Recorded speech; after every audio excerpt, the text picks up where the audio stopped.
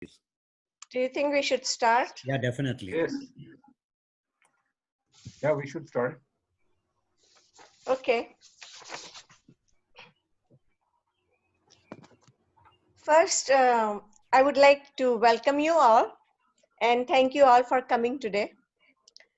Before I introduce a very prominent guest speaker, Professor Rajagopal, I'll just take a few minutes to give you an update for our Chicago WZC chapter to let you know what we are doing and how we are getting involved at global level. This is our first WZC event on Zoom link that we have established in collaboration with all North American WZC chapters. Therefore, we have with us Mr. Rustam Engineer from Texas. Thank you, Rustam, for being here. As you all know, WZCC Women's Wing joining with ZAC COVID Task Force led by Ms. Zenobia Tantra have organized the project of making masks, face masks, and delivered them to people who are in need. The project is still going on. We thank our volunteers, Roshan, for making cloth masks, and task force members, Zenobia Tantra, Zenobia Damania, and Olivia Rivetna for delivering the orders.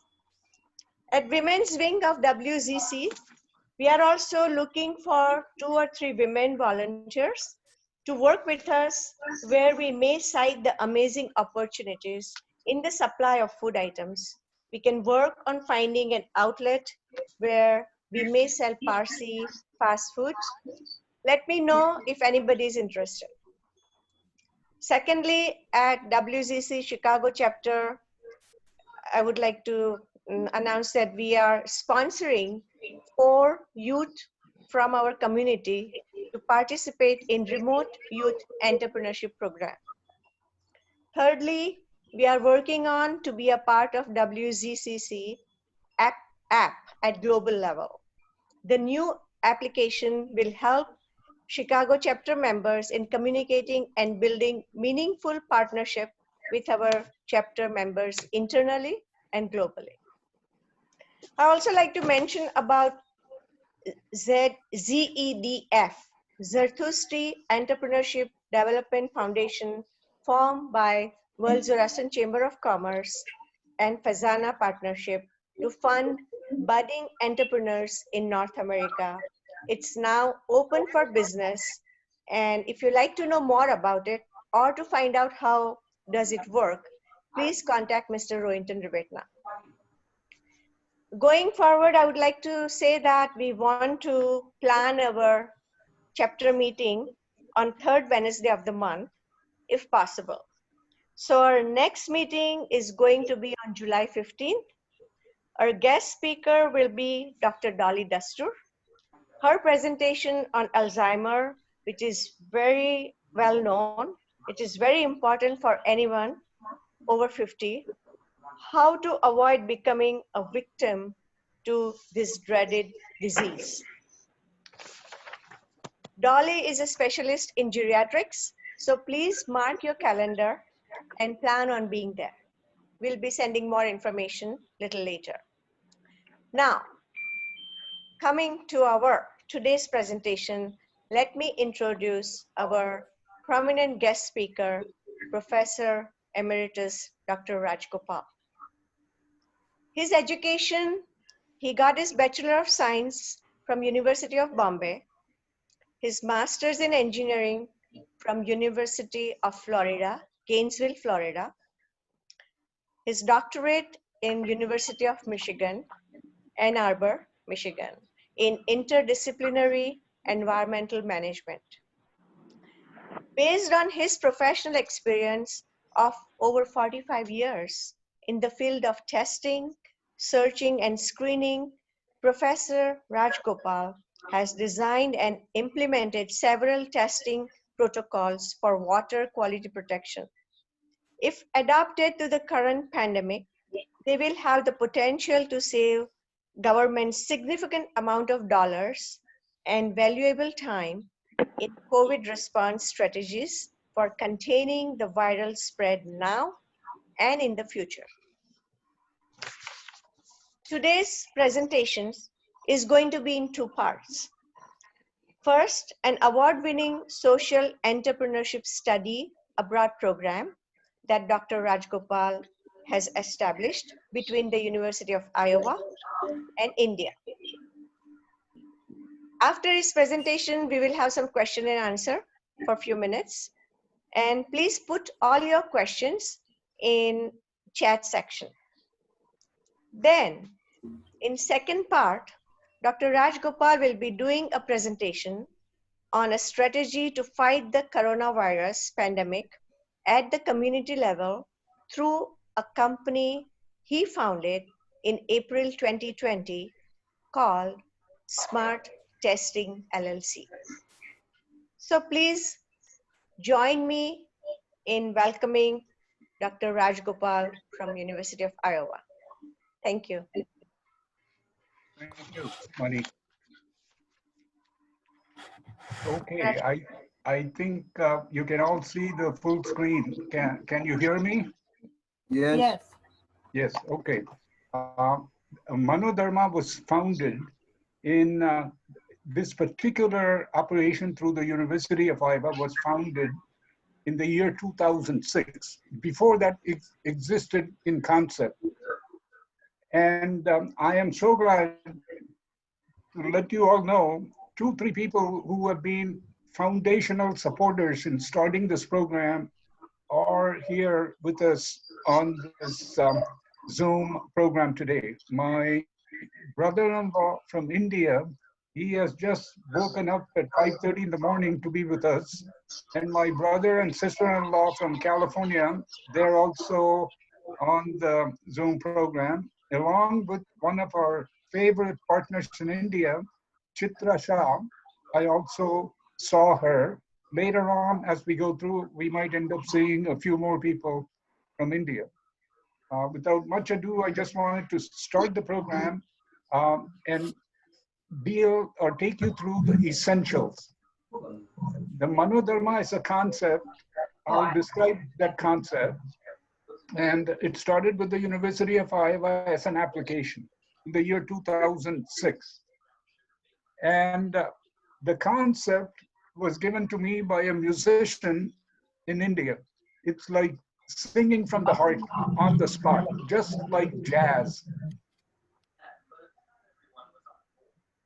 And then the concept is also very aptly put by Saint Exupéry in his famous book, you know, The Little Prince.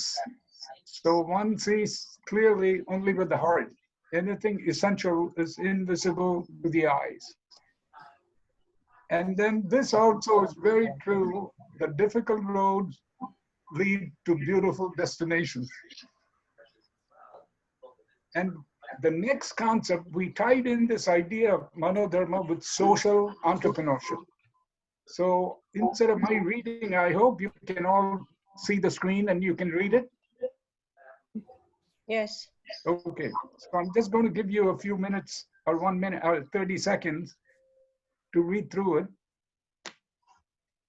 Essentially doing good for society without a profit motive or economic motive.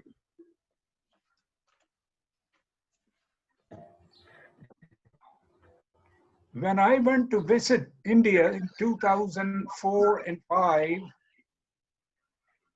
my sister and brother-in-law were my hosts.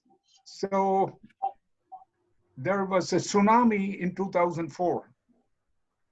So during that visit, I met a variety of charitable selfless service organizations. These are what they call seva, or selfless service organizations, seva in Sanskrit. So I ran into some half a dozen selfless service organizations. I was totally impressed. One of them supported over 400,000 women with microfinance or small amount of funding. So before I left, I asked the gentleman who was in charge whether they help me bring students to study them. And they agreed. So I campaigned at the University of Iowa, that I was taking students to study microfinance.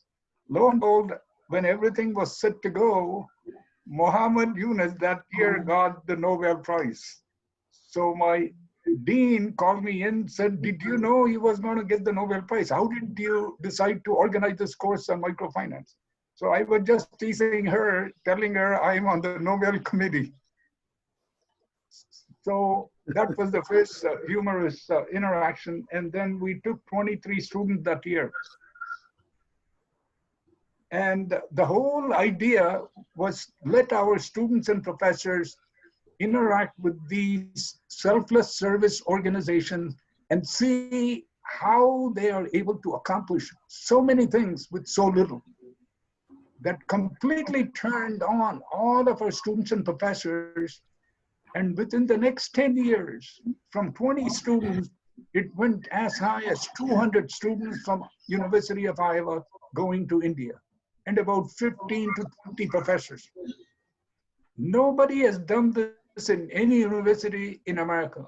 You know, they were all scared of going to India for a variety of reasons. They had so many misconceptions.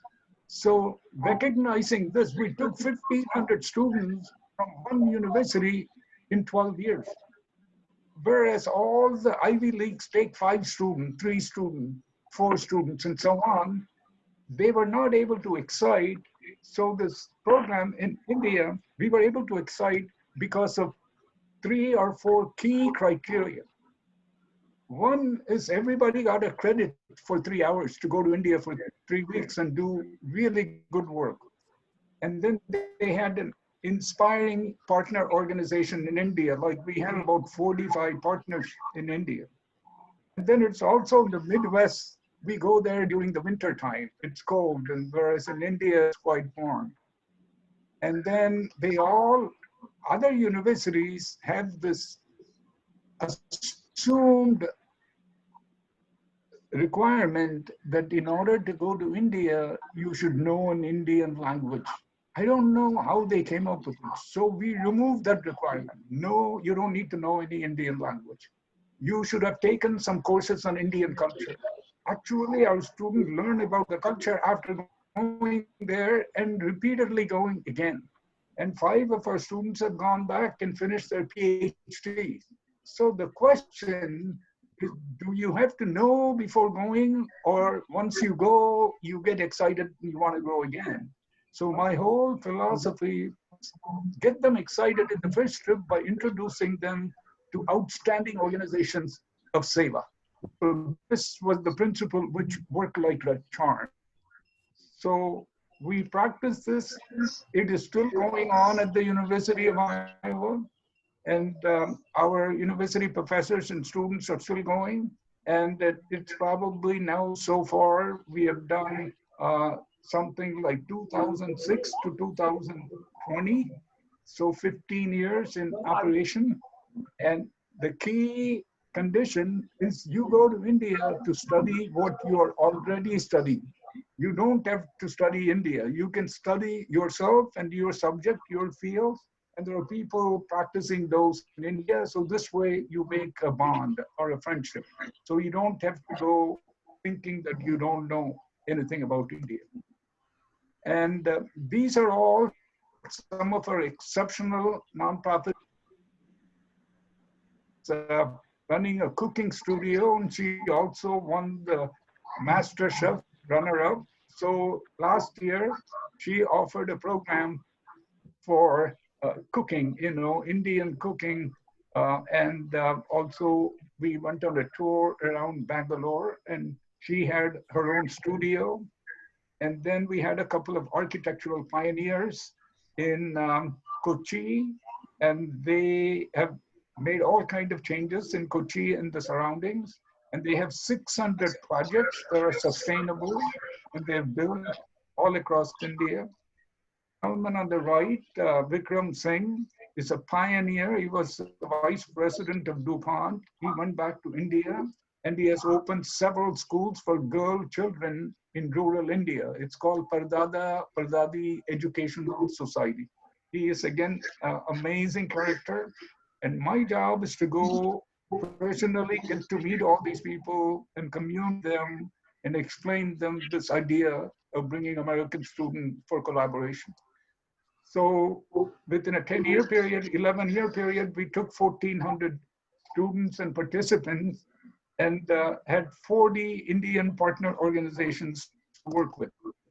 And one of our key partners is Meenakshi Mission Hospital, which applied the Muhammad Yunus model of the Grameen Bank for the 400,000 students they support. So they have been our partners for the last 15 years, nonstop. And our other partner is Chitra Shah, who's on this Zoom call this morning. She has been one of the wonderful partners with us in India for the last 15 years. And to go, she started with about 15 or 20 special needs children. Today, she manages over 1,000 or close to 1,000 such children and over 200 staff. All of this started with 1 or 2 staff and about a dozen children. So she is one of the social entrepreneurs. So I call her Mother Teresa of special needs. She is amazing. And every year when I go visit and meet with her operation, our students are all immediately, they fall into this vortex of seva or social entrepreneurship. And there are some faculty who has gone over 12 times out of 15 years. Some professors bring their wives, their daughters. The gentleman, Mitch Kelly, his wife is a professor too. So she joined because he was an endless champion of the program. And all of his 3 daughters went, and his son is going to go now. So he has been a biggest champion. He says, what other way can you learn without visiting other people, other country, and see what they're doing? So we identify the best inspired faculty. We identify wonderful seva organizations in India, and we get students to go with them. And then I crisscross all across campus to find support for these students in the form of scholarships and so on. So that's what made this program enormously successful, by finding partners. So I'm just going to let you read the student testimonial and then a few faculty testimonials, and then tell you what I decided to do after retirement.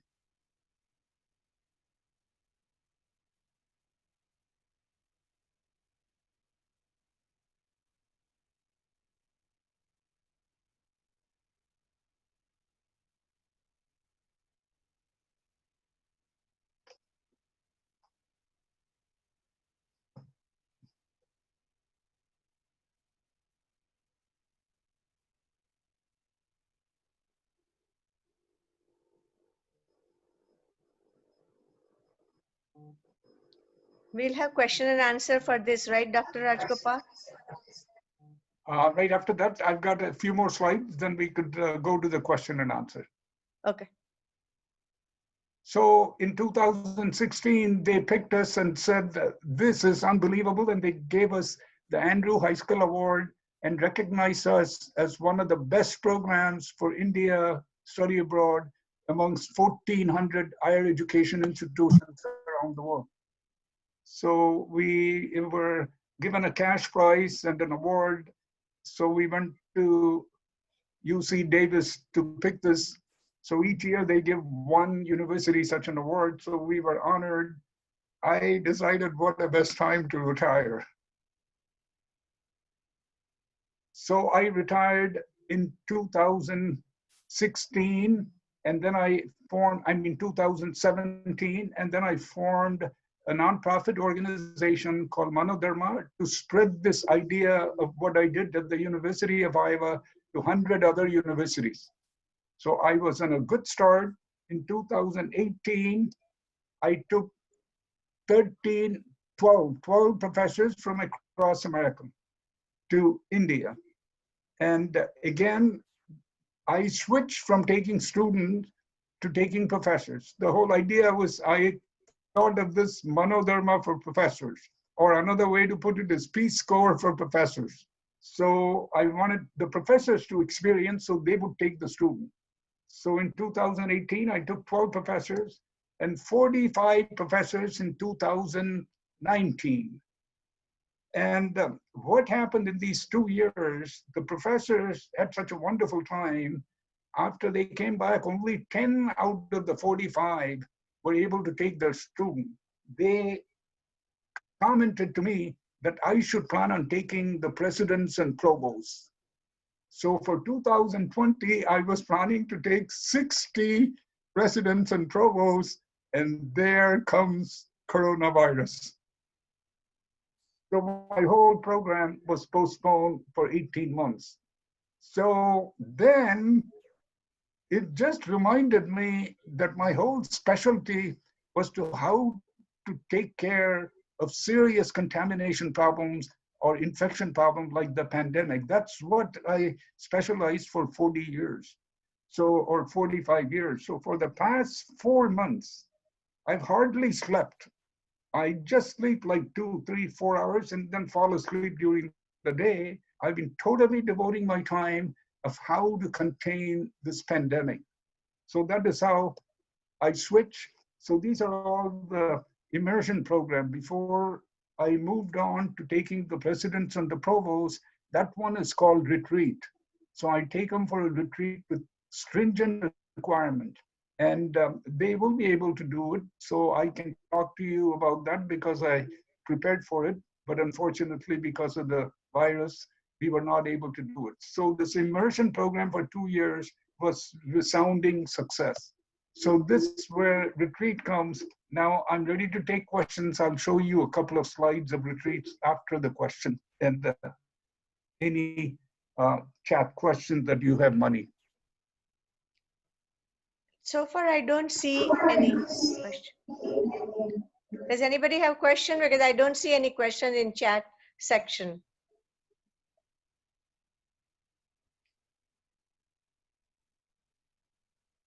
Maybe I'm explaining really good. Yes, absolutely. We really enjoyed it. Okay,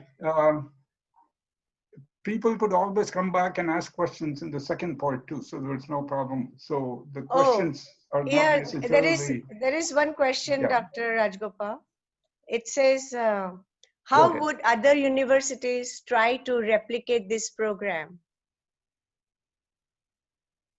So what I did in the first 2 years, I took about 60 professors and there were a few presidents and provosts.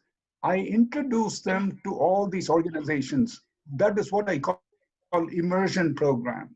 So every one of them, I introduced them to people like Chitra Shah or Dr. Sethuraman. Every founder of the Seva organization in India, they socially meet for 4, 5, 6 hours, have meals together, explain their organization, exchange address cards and so on. And then I set them up so that they can pursue the same thing that we did at Iowa. So it is extremely important to take the leaders of the universities and expose them. Because see, they don't know India, they wouldn't authorize funds for students going there. The normal places where they go are European countries. Those are the top 5 destinations for American students, or Italy, Germany, England, France, and Spain. And the 6th one is China now, because China gives a lot of scholarship. India was 23rd country for Iowa. But because of our program, I brought it to number 2 country, right behind Italy. So everybody was wondering, how did we do that? That means I decided to expose them to exceptional organizations in India, like Seva organization, Social Entrepreneurship organization. That is the secret. Question number 2. Okay. Who are your hosts while in India? 43 organizational leaders and founders. For example, the entire leadership community of Aravind Eye Care, the entire leadership community of Akshaya Patra, so if you go to our website, manodharma.org, we have all our partner organizations in India listed. So the leaders of those organizations are our collaborators, partners. Thank you. Yeah, they are the hosts.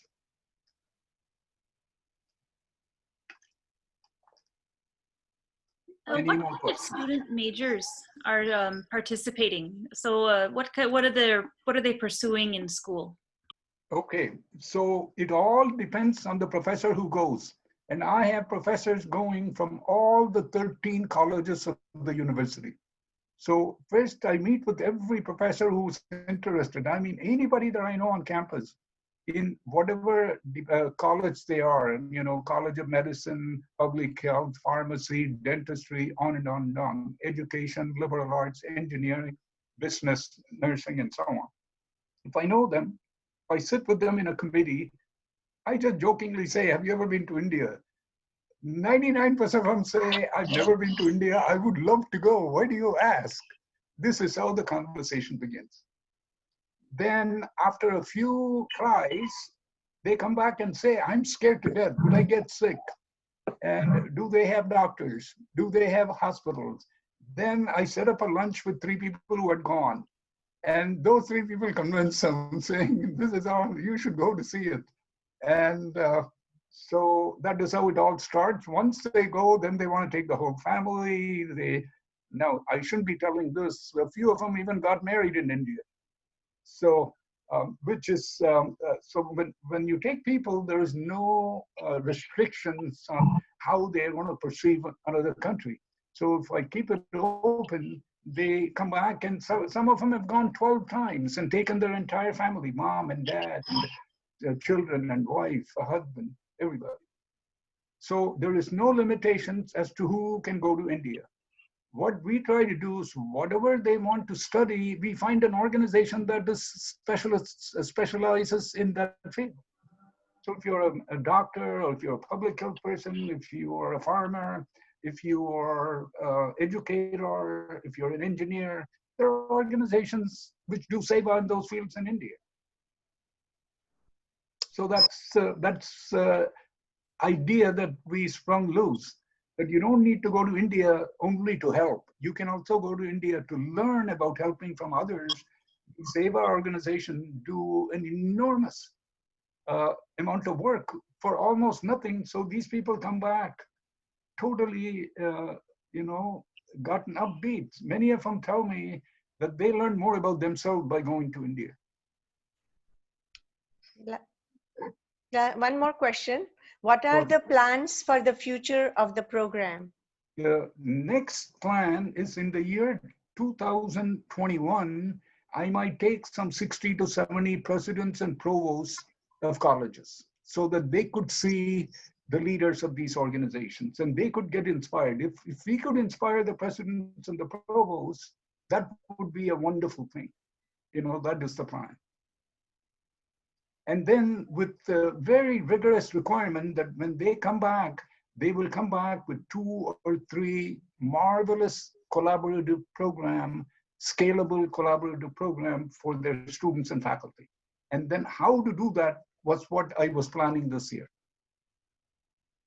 Okay, thank you. Sure. So I think maybe you may like to start the next one. Okay. The next, I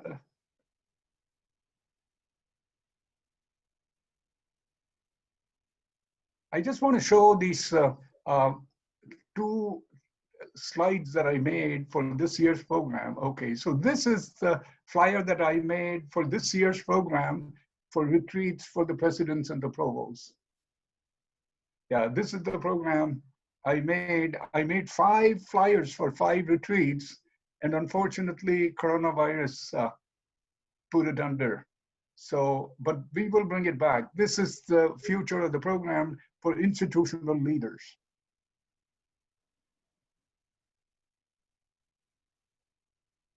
Okay, my next. This is an organization that I founded recently called Smart Testing. I'll just quickly run through because I don't want to lose time on this because this is a very important project, current project, contemporaneous project. Look at this. This is today's data. Can you see it? No. No, slide has not come yet. I just see your screen where it says Smart Testing LLC pitch. There. Okay. There. So the slide is not showing up? No, slide is not on yet. Oh, okay. I'll just read the slide so you can. Well, I think if you just click on the click on that, yeah. the PowerPoint, because right now it's just checked. That's all. Yeah. So I was just. Okay. I can come back. What it shows, U.S. has 2 million infected patients, and Brazil has 772,000, Russia 493, and all the other countries are under 300,000. And my question is why the richest country, the most advanced country, should have this many stuff. We could have stopped it, 4 months ago. That is my pet peeve, but that's it. It's a past thing. Let's see where we can go in the future. Can you see this graph? No, I think you still have to click on that PowerPoint presentation, which you have not. Double click on that maybe? Okay, can you see this? Not yet. Okay, let me go to the smaller and not.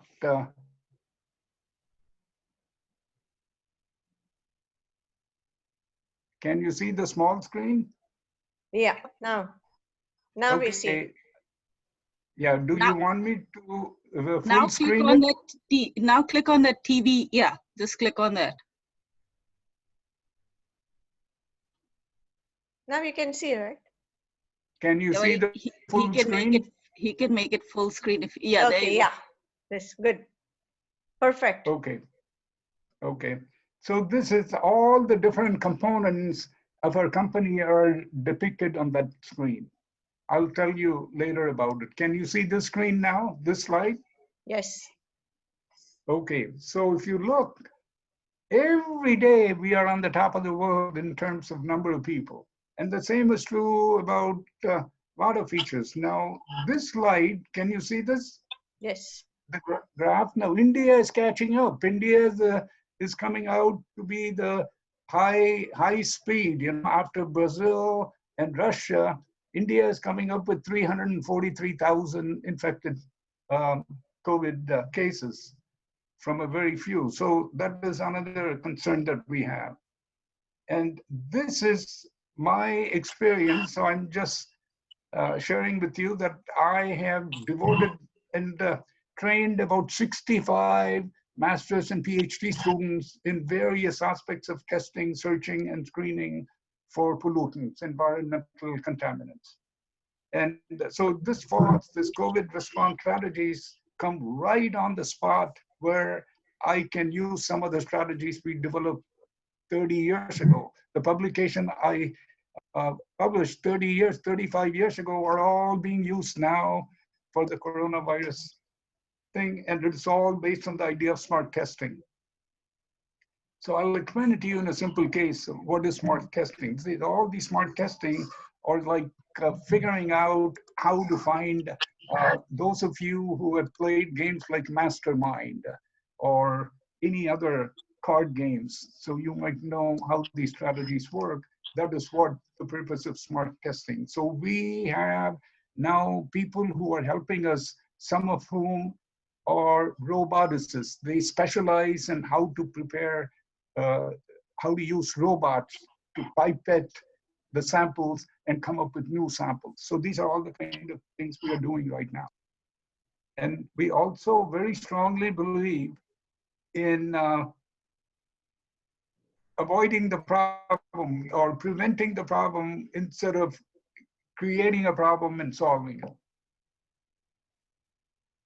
And a very nice statement by Dr. Mayo, James Mayo, when he founded the Mayo Clinic, is the purpose of medicine is to prevent disease and prolong life. The idea of medicine is to eliminate the need for a physician. Essentially, what they're pointing out is prevention. Again, another comment by Bill Gates, the same thing. So he's spending a lot of money on these kind of issues all around the globe for his family. So this is the news that came up just a few days ago. Look at that, group testing. This is what I've been saying for the past 4 months, and they just came up with completely saying the same thing that I've been saying. Pooled and analyzed collectively could potentially curtail the virus spread. And they're saying we could do this.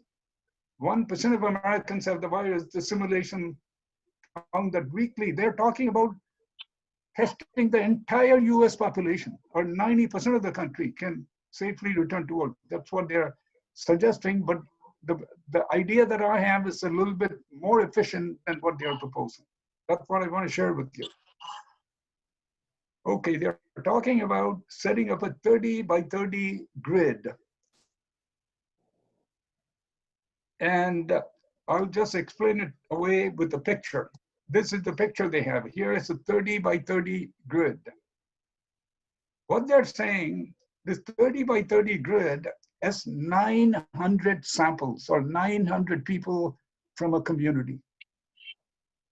What they're saying, combine all the 30 people in every row and make a composite sample, which is my specialty. Take the first row composite, second row composite, all the way up to the 30th row composite. And do the same thing with column composite. 30 down composite row, column number 1, column number 2. So totally, you would have analyzed 60 composites. 30 rows and 30 columns. If one row tells you there is a virus in this row, and if one column tells you there is a virus in this column, the intersecting point is the virus. That is the person, that is the individual with the asymptomatic contamination. So they suggest by taking 60 samples, you can identify all the COVID presence instead of 900 samples.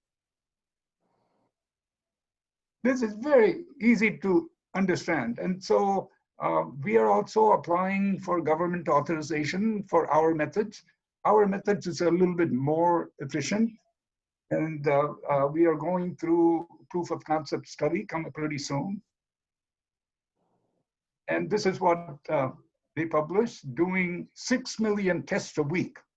I mean, we haven't even done 4 million tests in the 3 months. I don't know how they're going to do it in a week, unless they composite, which I've been proposing for the last 40 years.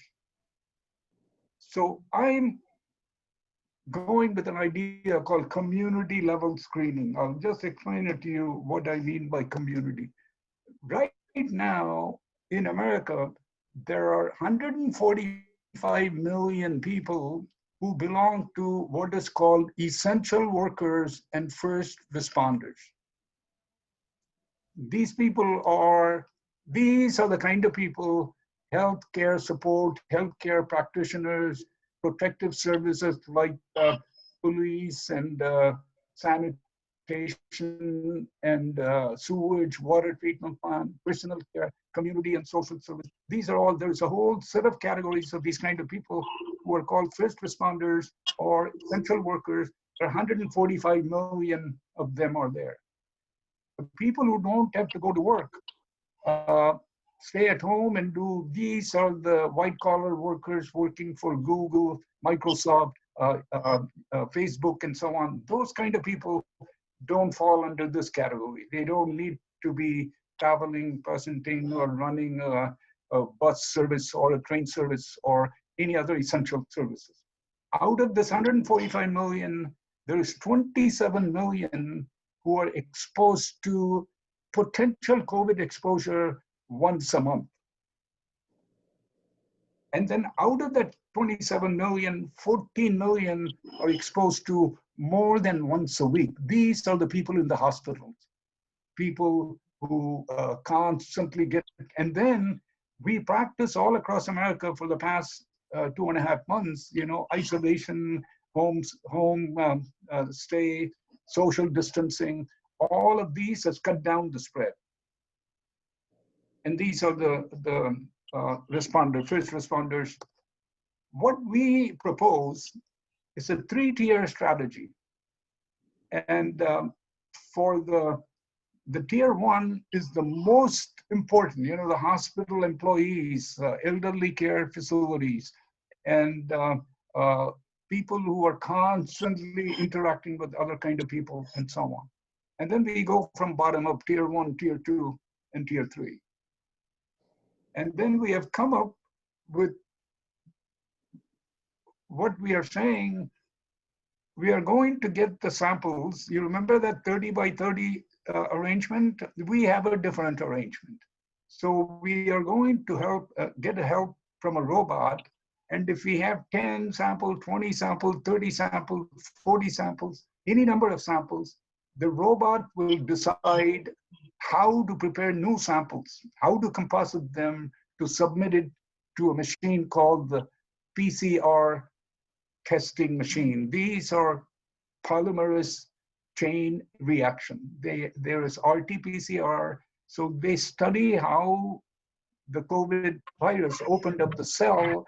So they sample the DNA, RNA, and then put it in this machine and come back and tell you within 2 hours whether the person has COVID disease or not. And there's other blood-related antigen testing that tells you whether they have antibody or not. So all of these are done by the machines.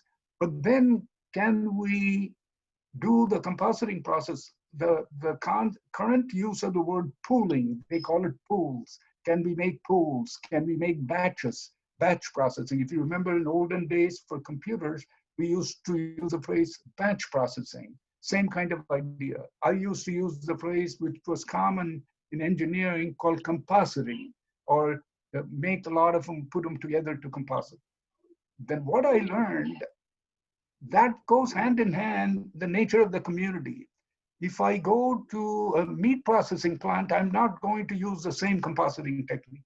If I go to a prison, I'm not going to use. If I go to a senior citizen or elderly or nursing care facility.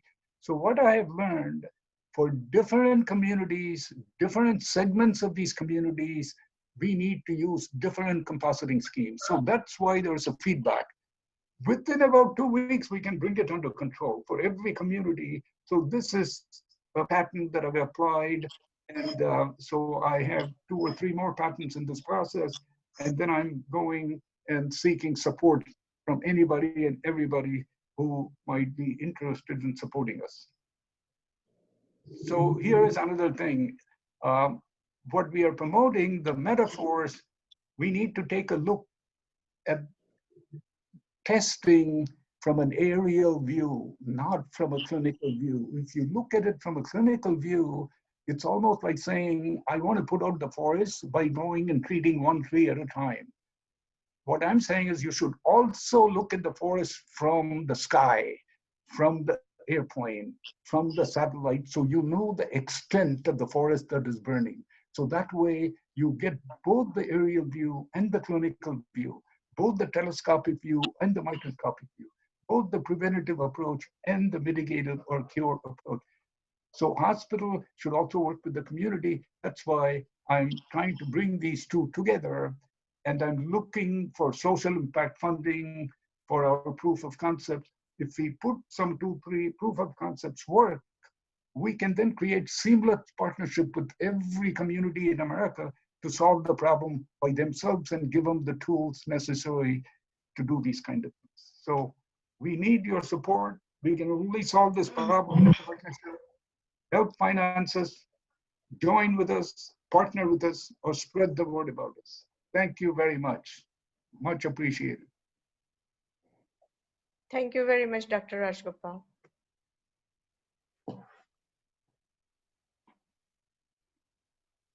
Any questions?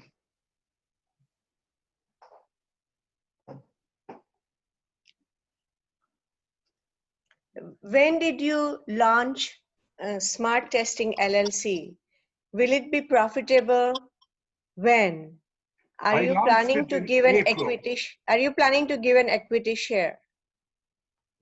Yes, I think what we are trying to do right now, next week, I'm making a presentation to a group in which we have a venture capitalist who founded the company for HIV/AIDS testing. He was very much interested. I had met him once before. He wanted to hear me. So he's going to attend my presentation a week from today. And then 3 weeks from now, I'm submitting the same thing that I just presented to all of you to two organizations that are requesting proposals of these sort. And then I've got 4 partners in this venture who are helping me. These are all intellectual, engineering, and social entrepreneurship partners. A woman who is a world leader in social entrepreneurship. She has been enormously fond of what we are doing, so she is lending her name. And then I have a computational biologist who is a PhD in robotics. So he is helping me prepare a robot to operate my samples. And then I have a clinician from India, very well accomplished woman who also runs biotechnology related partnership program for various clinical practices. She is helping me, and I've been talking to her. I don't know, she was going to attend this presentation. Preeti, are you there? I don't hear. Yes, I'm here. I'm here. She's here? Yes. Very good. So I just wanted to say Preeti is a wonderful, bright young woman with enormously accomplished talents. So she is working with us and helping us take our program to the next level. So, and then we have a couple of media people helping us with presentations. So we have, and then we have a high complexity lab of the federal government who has come online and helping us. Bob, are you there? This is a laboratory in Indiana. And so if I could pull together these different kind of people, we'll be in operation within 2 months, you know. And then the question is, how do we scale? How do we go from one state to many states, one first responder to many first responders, one community to many communities? These are all the talents of various venture capital sources and people who can do that if they see the concept we have is workable. So that is why we are looking for pilot testing in the next month. Next question is, how much capital are you looking for? One more time, what kind of capital? How much capital are you looking for? See, right now, for our first proof of concept for 150 people, I have just, you know, Buddham Charanam Gachami. I've convinced enough people. So it's going to cost about $100,000, but we are able to get a lot of freebies and we are getting it done for less than $20,000. And the next level of testing would be for various first responders. So we are talking about $200,000 to $250,000 launches into a bigger testing where we can prove what all we are saying, will it work? If it works, for the next round of funding, if enough people, say if 20 people gave us $10,000 a piece, will be investment. You know? And if crowdfunding or if one venture capitalist came up and said, okay, Raj, we'll fund your company, and this is what you need to do. So that is also a possibility. So and is then any especially, government? I have been pushing to do these things for free for people of India, because just selfless service, you know, seva. But then even to do that, we need to buy the kits, we need to analyze, we need to perform. So all of this, we're looking for social impact funding. Yeah, go ahead. I'm sorry. No problem. missed the Is any question. government or other body supporting this project so far? Now, this proposal that I'm submitting to right now, the proof of concept study we are thinking of getting some 125 samples from a college in Pennsylvania. And that college in Pennsylvania has a fund which is sponsored by both venture capitalists and the government. So if they take it on, then it will be really nice to expand it to all of Pennsylvania, all the first responders and essential workers in Pennsylvania. If it works, and if we prove it works in Pennsylvania, then sky is the limit. Okay. How would you do this for a population as large as India? Wonderful question. That is the one that has been bothering me or thinking. So there is a solution, and that solution, don't think of India as one giant 1.4 billion people.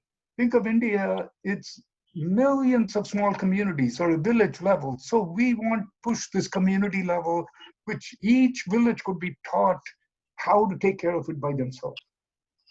That is what we are working at. You know, like my contractor went and bought a Pcr machine for $300. It's not that expensive. But then how to effectively collect the sample and organize a sample so you don't check everyone individually. You remember that 30 by 30? You reduce the testing, identify the COVID presence. That way you can eliminate, once you bring it down, the future testing would become really small. That's the concept. Prevention is the best cure. Right. Next question is isolating infected with robotic application is fine. What is the program for establishing a vaccine? So there are so many people who are proposing various kinds of vaccine. And normally, to get approval without too many side effects, it takes anywhere from 2 to 4 or 5 years. But in this case, even if you put that, our government is putting like $1 billion in either Oxford or Cambridge to come up with a vaccine for us. So I've been talking to a lot of people who are in the vaccine. So one of them was recently they were saying polio vaccine could work in this case. So there are a lot of hearsay, but then before it really becomes a good practice, it's got to go through a lot of hurdles and a lot of stopgap checks and balances before something is authorized. So I believe a vaccine could come maybe 6 months, a year and a half. But then what do you do until then? We have over 150 to 200 million Americans who are still susceptible to coronavirus. They're not immune, they are not asymptomatic, they're not symptomatic, they're not pre-symptomatic, they're not in hospital, and a few have passed away. So, but then the remaining part of the population, which is close to out of 325 million, about 240 to 250 million have never been exposed. So if we don't manage the pandemic, they would all get over a period of time, especially the population with pre-existing conditions. Those are the people that will have to be really careful so they don't get it, because those are the population that are very high, and that happens to be also minorities. So these are all the issues that bothers us. So that's why I want from social impact funding, so we can at least devote some of our effort to assisting those kind of populations. Okay. One more question we have. Yeah. In your 30-30 metrics, when you find a hot spot, what action do you take? Immediately identify, inform the person to go get a diagnostic test. Okay.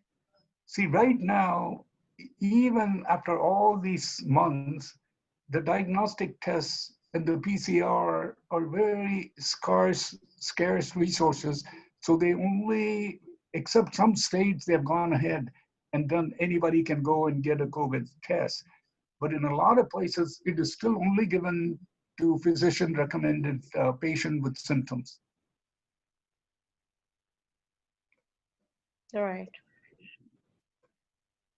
So once you identify that in the 30-30, immediately you tell that person and ask the physician if that physician is a part of the 30-30 group doing the testing.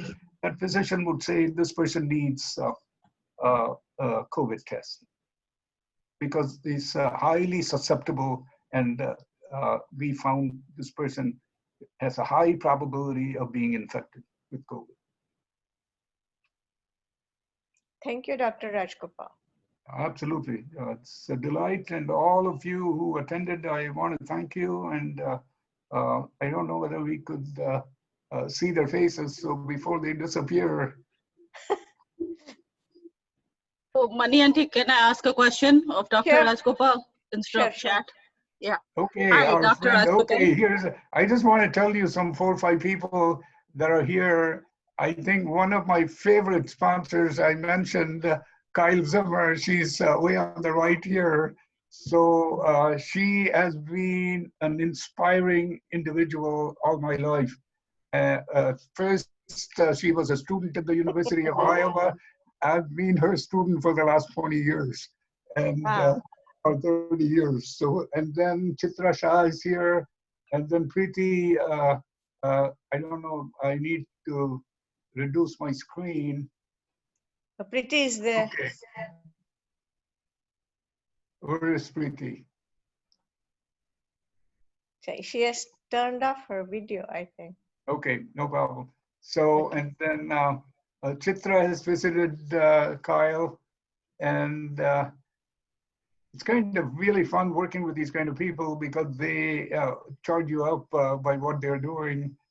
And this is where the fun begins. Then you don't feel like it's work, it's just life. So as opposed to thinking of it as work. And that's why we are so excited that and then my roboticist is here on the bottom, Dan. He is the one, can you believe he just went and bought a robot for me to work with us.